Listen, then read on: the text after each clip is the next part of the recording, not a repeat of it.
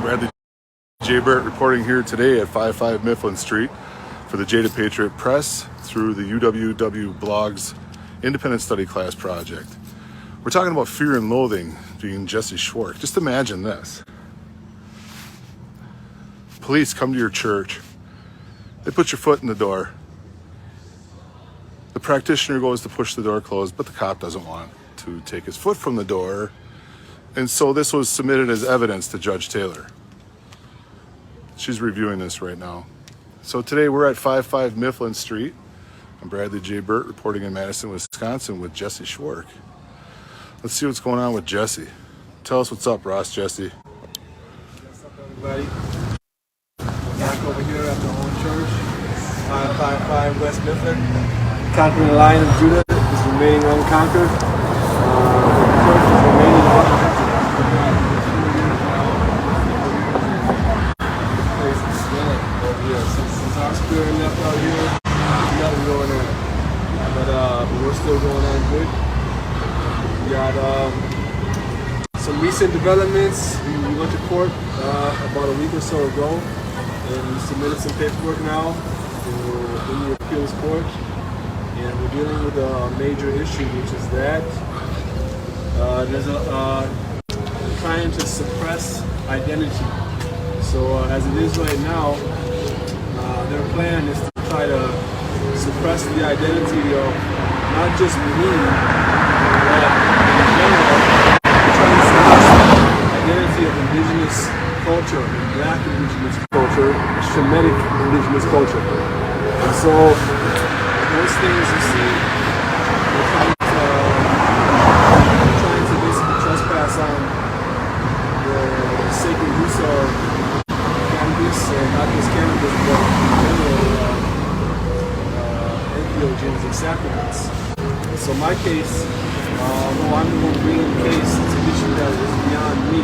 It's an issue that deals with the fundamental question of whether any Rastafari person or indigenous culture person for that matter can use cannabis for sincere religious use within their church context. So that's how sacrament has always been. When you go to the church previously, like Catholics communion and Christian communion, nobody brought their own wine and their own bread. It's absurd. And when you go to the peyote, sacred peyote ritual communion, people are not coming there with their own peyote. It's absurd to think that. So in the same way, we, our church, are the ones that make available the cannabis sacrament for people. And that's how it's been going for a long time. It's not just me alone. I'm just the person that's bringing this case forward so that we can have some justice and some liberty. Our constitutional rights. So is that true that you reached out to Bobby Seale and asked for some guidance here?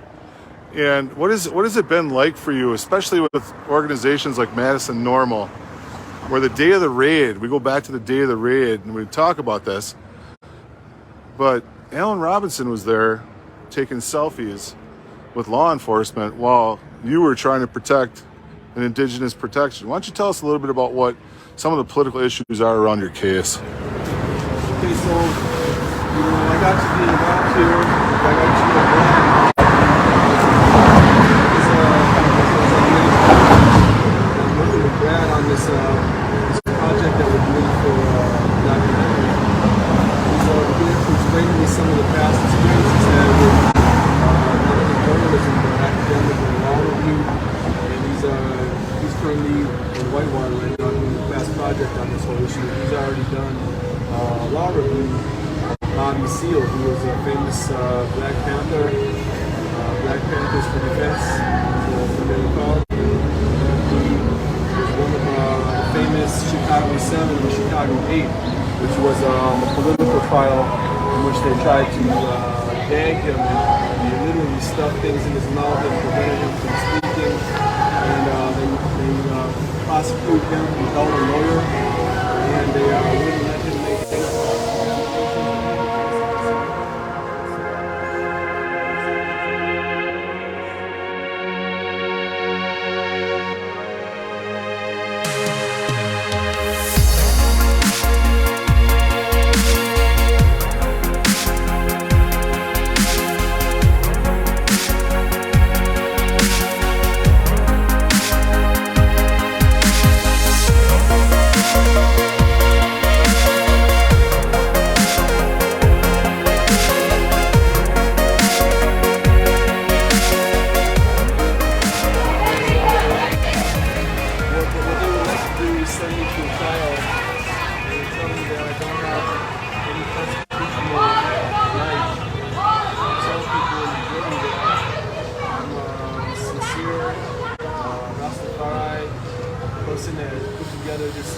construct for people, and they want me to represent myself as something other than that, as a criminal, basically. So our motion, our paperwork, our court issue is dealing with freedom of identity. Just the very ability for me to even stand in my own identity is what we're dealing with. So what I'm finding is that like representation, I don't want anything represented with the tribes of Judah, with the original lineage of Judah and the Shemitic tribes of Judah, the real Shemites. They don't want those things to be spoken of or brought to the attention of the mainstream media. But Brad is actually doing a great service by doing this independent journalism, and he's able to bring you guys a little more in-depth coverage of what the real issues are. That the judge is actually gagging the press to some extent, and also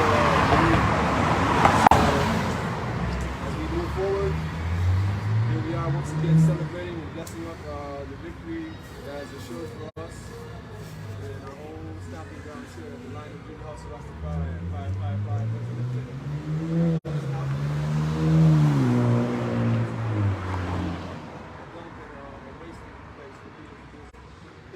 Spray things on the wall. So what we'd like to do is our case. It may take a week, a month, I'm not sure how long this appeals court decision is going to go, but I'm sure that we're going to win the case. And so here we are just today commemorating the moment, and also another thing we're doing is commemorating all the real brothers sacrificed their life, MIA veterans sacrificed their life for defending liberty, defending our right, our inalienable rights, and our Constitution in our great country that gives us the right to exercise our First Amendment, freedom of speech, freedom of religion, freedom of press, freedom of assembly. We have to give credit where credit is due for the people that laid down the ultimate price to give us the ability to stand this way and defend ourselves. So be advanced. Rastafari, I love everybody. Peace. Is there anything else that you want to touch on? Well, there you have it, everybody. Here today in Madison, Wisconsin with Justice Schworck, sharing his personal religious take on how he views using sacrament in his daily religious practice. And now with this year, just seeing the collapse of Harvest Fest and just watching the crumble with Brian Stevenson in the media, it just seems like all that work we did in 2018 fell apart quicker than we could blink. And that's what happens when you deal with the bullying behavior we've had to experience down here. That's why it's so important to have an expose speaking the real truth about what you're investing in when you come to the state of Wisconsin and work with people from the organization of Normal. So with this documentary, what we're going to do is we're creating what's called convergent media, and we are going to collaborate different forms of media. So for this documentary, we're collaborating expose with op-ed, and we're going to present to you an ethical inspection from the view of a 10th Mountain Division veteran and somebody upholding the fourth of the state of the Constitution and a member of the religious practice, whether or not Judge Taylor is acting ethically and whether or not we believe we have a case to impeach Governor Evers. I'm Bradley J. Burt, reporting in Madison, Wisconsin for the Jada Patriot Press at the University of Wisconsin-Whitewater for UWW Blogs. Hang in there. Times are tough right now. Just please, just be calm and work with one another and bring unity. Peace.